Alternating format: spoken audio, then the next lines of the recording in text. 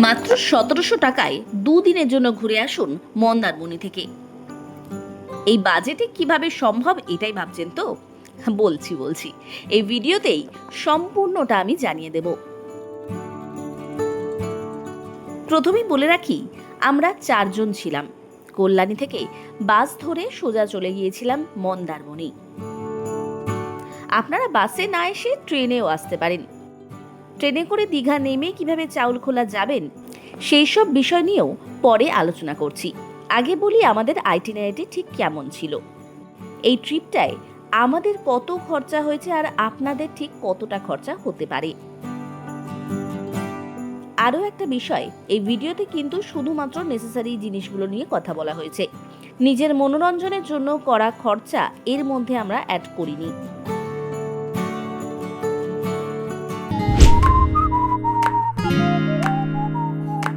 মন্দারমণি ঢুকলাম তখন বাজে ঘড়িতে প্রায় ১২টা। আমরা গিয়েছিলাম এই মার্চ মাসের শেষের দিকে।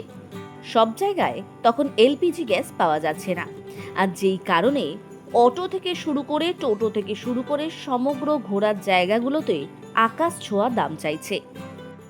চাউলখোলা থেকে মন্দারমণি হোটেল যাওয়া পর্যন্ত অটো কিংবা টোটো ভাড়া চাইছে ৮০০ থেকে ১০০০ টাকা, যে ভাড়াটা ১৫০ থেকে ২০০-র মধ্যে সীমাবদ্ধ থাকার কথা। যাই হোক, চাউলখোলা মোড়ে নেমে বেশ কয়েকটা অটো টোটোর সাথে কথা বলে যা বুঝলাম, তাতে সামনের দিকে এগিয়ে যাওয়াই বুদ্ধিমানের কাজ। সামনের দিকে এগিয়ে যেতেই কিছুটা হেঁটেই রানিং কতগুলো অটো টোটো পেয়েছিলাম, যেগুলোর ভাড়া কিন্তু একদম নর্মাল। মানে একটু বার্গেন করেই ২০০ টাকা ভাড়া দিয়ে চলে আসলাম আমাদের আজকের আস্তানা blue stone hotel and restaurant. এই হোটেলটির সম্পর্কে একদম ডিটেলে ভিডিও আমি পরেই দেব। রুমে ঢুকেই একটু ফ্রেশ হয়ে চলে গেলাম সমুদ্র স্নান করতে।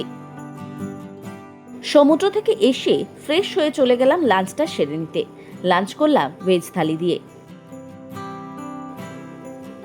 মন্দারমণিতে স্নান করলে কিন্তু মন্দারমণির এই রাস্তার উপরে রয়েছে পে অ্যান্ড ইউজ টয়লেট। এখানে আপনারা জামা কাপড়ও চেঞ্জ করতে পারেন, যদি কারোর প্রয়োজন পড়ে, তাই জানিয়ে দিলাম। লাঞ্চ করার পর আমরা রুমে এসে একটু রেস্ট নিয়ে বিকেল দিকটা মানে ওই একটু সন্ধে করে মার্কেটটা ঘুরতে বেরিয়ে পড়লাম। চা, কফি, চিংড়ি মাছ, পকোড়া, নানান রকমের দোকানের পসরা নিয়ে বসেছেন লোকজন। আমরাও এখান থেকে চিংড়ি মাছ, অক্টোপাস, স্কুইড এইসব জাতীয় জিনিসপত্র খেয়ে নিলাম।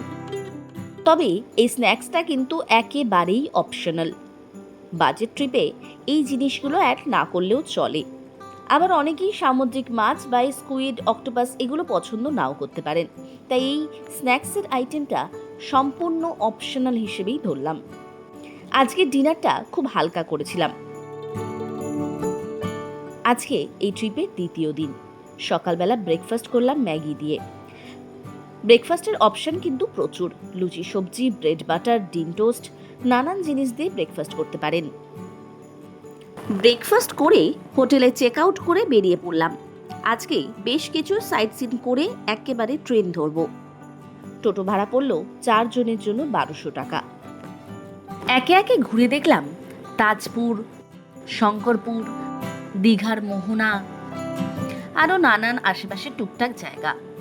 এরপরে চলে গেলাম দীঘার নবনির্মিত জগন্নাথ মন্দিরে।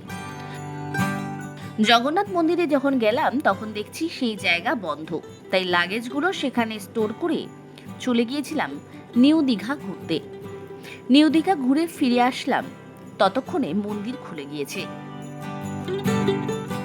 সম্পূর্ণ বিনামূল্যে জুতো রাখার জায়গায় জুতোটি রেখে এগিয়ে চললাম মন্দির দর্শন করতে। মন্দির থেকে ঘুরে ফিরে ক্লক রুমে টাকা মিটিয়ে লাগেজ নিয়ে পায়ে হেঁটে চললাম দীঘা রেলওয়ে স্টেশন। প্রসঙ্গত বলে রাখি, দীঘা স্টেশন থেকে এই মন্দিরটা কিন্তু একেবারেই পায়ে হাঁটা ডিস্টেন্সে, মানে খুব কাছে।